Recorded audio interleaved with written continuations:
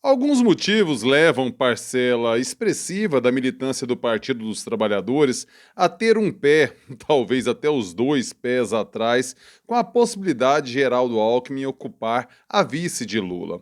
Um desses motivos, uma dessas razões, seria a hipótese, a possibilidade de Alckmin ser ou se portar como uma espécie de Michel Temer de Lula. Você acredita nessa hipótese? Vamos conversar sobre isso no vídeo de hoje.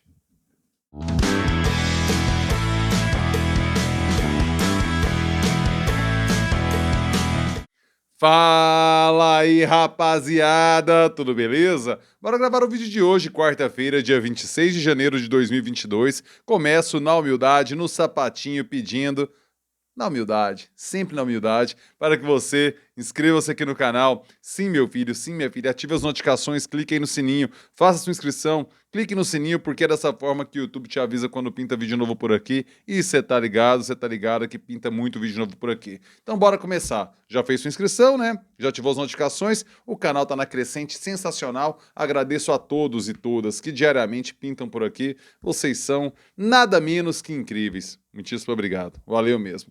Bora lá. Naturalmente, um passo ousado, como o que o Lula deu, de abrir a porta, abrir o diálogo e, mais que isso, manifestar claramente o interesse em ter Geraldo Alckmin em sua vice, isso geraria turbulência dentro do Partido dos Trabalhadores. Normal, do jogo. Não é a primeira vez que isso acontece. Com a derrota de 1998, na terceira vez que Lula se candidata, ele saiu daquela eleição com uma convicção: somente uma aliança de esquerda seria incapaz de vencer as eleições presidenciais do Brasil. Por quê?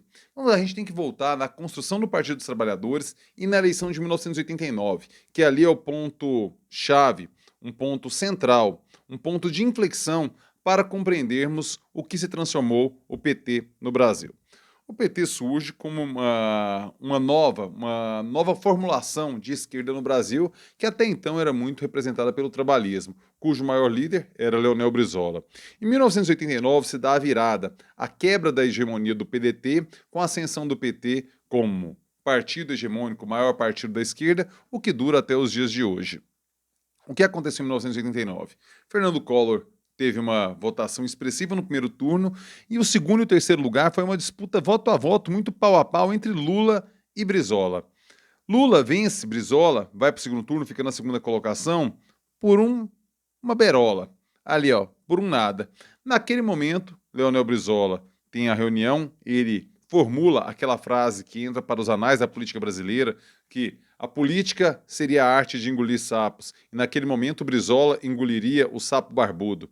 E até hoje muita gente usa esse apelido de forma depreciativa para Lula, quando na verdade foi construído no momento em que ele recebe um apoio que os votos do PDT que migraram para Lula em 89, isso o próprio Brizola falava, nunca mais voltaram para ele. A partir daí, a gente sabe que Brizola entra num processo de decadência eleitoral. Eu só falando pessoal, porque a gente não entra nessa seara, e isso vai muito das interpretações de cada um. Mas eleitoralmente é inegável esse dado. Em 1993, Brizola ainda tem um grande momento, quando ele é uma liderança desse campo que se posiciona frontalmente a favor do presidencialismo e é vencedor naquela disputa, quando tanto o PSDB quanto o PT defendiam o parlamentarismo e são derrotados naquele plebiscito. Em 94, a gente tem a chegada do Plano Real, que inverte toda a lógica eleitoral do Brasil, porque o grande problema do país naquele momento era a inflação, e em julho de 94, começa o Plano Real, que estabiliza a inflação no Brasil, e esse dado é o fator definidor da eleição de 94 e, por conseguinte, 98 também. Fernando Henrique Cardoso é um presidente improvável, porque naquele momento do governo Itamar Franco não seria... Estava longe de ser o candidato com maior possibilidade. Na verdade, não era nem cogitado. Ele pessoalmente pensava, inclusive, em desistir de disputar o Senado por São Paulo, pensava em sair para deputado federal, porque via uma baixa probabilidade de ser eleito senador por São Paulo. Por conta do Plano Real, eleito presidente da República, e Lula permanece como líder da oposição. Perde em primeiro turno, mas mantendo aquele percentual expressivo de votos já em primeiro turno, né? Já no primeiro turno, mesmo sendo derrotado por Fernando Henrique Cardoso. Em 1998 se dá uma aliança Interessante. Brizola topa ser vice de Lula. E o que acontece? Nada. Fernando Henrique vence novamente em primeiro turno em 1998, já com os desgastes acumulados de um primeiro mandato, um escândalo de corrupção em relação à possível compra de votos para a reeleição e tudo mais. Então, mesmo com uma aliança Lula e Brizola, Brizola topando serviço de Lula, o Partido dos Trabalhadores não consegue chegar ao segundo turno para disputar com Fernando Henrique Cardoso. Naquele momento, Lula teve uma clareza: somente uma aliança à esquerda é incapaz de vencer as eleições do Brasil. Tanto que, para 2002, ele vai buscar no Partido Liberal um representante do setor produtivo, Zé Alencar, filiado ao PL, um industrial, presidente de um grupo expressivo do capital, e formula aquela aliança trabalhador-liberal. Sindicato, proletariado, empresariado. E é bem sucedido nas eleições de 2002, formulando, inclusive, durante a campanha organizada por Antônio Palocci, aquela carta ao povo brasileiro, firmando compromissos com o mercado, firmando uma garantia jurídica, falando que não iria desrespeitar o que estava acertado na época ainda do Fernando Henrique Cardoso. Naquele momento, Lula construiu isso e foi dessa forma que se manteve nas 4 eleições, foi vitorioso nas 3 eleições seguintes. Vence em 2002, vence em 2006 com o Zé Alencar ainda na vice, nesse momento já no Republicanos, né? Ele já tinha ido para o partido da Igreja Universal. Depois, o Michel Temer, que um nome à direita, do establishment paulista, do establishment do Congresso Nacional, topa ser vice de Dilma, e isso acontece em 2014 até o fatídico impeachment de 2016. Nesse momento, a gente sabe que o Brasil é outro, já está muito mais recente, vocês já acompanharam isso muito mais perto, vocês jovens, né, acompanharam isso de forma muito mais próxima, percebem que em 2018 o Partido dos Trabalhadores não consegue ampliar a sua aliança para um campo mais à direita. Embora até tivesse o PROS, mas a aliança de Fernando Haddad era o PT, PCdoB e PROS. O PCdoB indica Manuela Dávila para vice de Lula, ou seja, uma aliança esquerda-esquerda. Chega no segundo turno, mas é insuficiente para vencer Jair Bolsonaro, que vence o pleito de 2018. Mais uma vez, isso confirma a tese para o próprio Lula de que uma aliança exclusivamente à esquerda é incapaz de vencer as eleições do Brasil. E aí a gente chega na questão de Geraldo Alckmin. É totalmente compreensível o trauma do PT, do Partido dos Trabalhadores, com a figura do vice.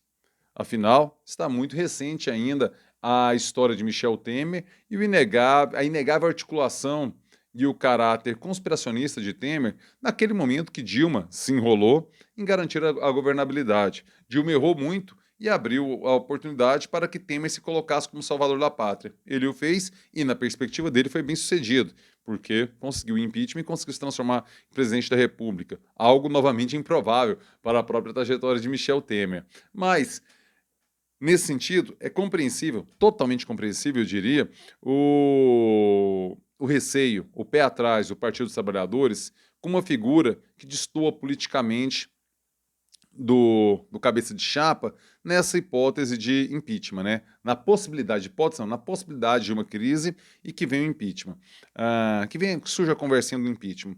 Isso, em 2018, foi muito trabalhado pela campanha de Jair Bolsonaro. Me recordo que agora não me recordo se foi o Flávio ou foi o Eduardo, foi um dos dois, que disse que o vice tinha que ser super faca na caveira, que seria uma espécie de escudo anti-impeachment. E não estava errado. Porque imagine você, se tivéssemos um nome de bom tráfego, bom trânsito no Congresso Nacional, como, sei lá, um Arthur Lira ou um Ciro Nogueira, na vice de Bolsonaro. Convenhamos, a possibilidade de ter saído impeachment naquele auge da pandemia, na crise das vacinas e tudo, na crise da CPI da Covid, seria muito mais forte do que com uma figura que era uma grande interrogação do general Mourão, alguém que não goza da confiança do Congresso Nacional. Diferente de Temer, que gozava da confiança. Diferente de um desses nomes do Centrão, que poderiam ser vice de Bolsonaro num novo rearranjo, inclusive algum desses nomes pleiteiam aí um nome do Centrão, desculpa, engasgando aqui, ai, tá difícil, hein? Um nome do Centrão que pleiteia a vice de Bolsonaro para 2022, para a eleição deste ano. Nesse sentido, insisto, é compreensível o trauma do PT para com um vice que destoa ideologicamente daquilo que a cabeça de chapa diz. Contudo, A militância do Partido dos Trabalhadores tem que compreender um dado. Lula não é Dilma. A habilidade política de Lula nem se compara à habilidade política de Dilma. Então, nas coisas, nos itens que a Dilma se enrolou, bom, analisando o histórico de Lula, e temos aí já 40 anos de vida pública dele para analisar, podemos afirmar, 100% de certeza nunca teremos, isso é evidente, mas podemos afirmar que ele se sairia melhor do que Dilma naquelas negociações junto ao Congresso, ou não. Tanto que a própria Dilma o chama para ser ministro da Casa Civil naquele momento e por conta de uma atitude cabotina e criminosa de Sérgio Moro, de vazar uma conversa presidencial quando ele não tinha mais autorização para gravar e não tinha a autoridade jurídica para tanto, ele vaza para a imprensa num recorte e Gilmar Mendes impede a posse de Lula. Vocês se lembram desse fatídico episódio. Então veja você, quando o calo apertou, Dilma foi recorrer a Lula para fazer a negociação política. E a gente nunca vai saber a história que não aconteceu, né? Isso é impossível. Mas sei lá, se o Lula tivesse assumido a Casa Civil, será que ele conseguiria contornar aquela crise do impeachment?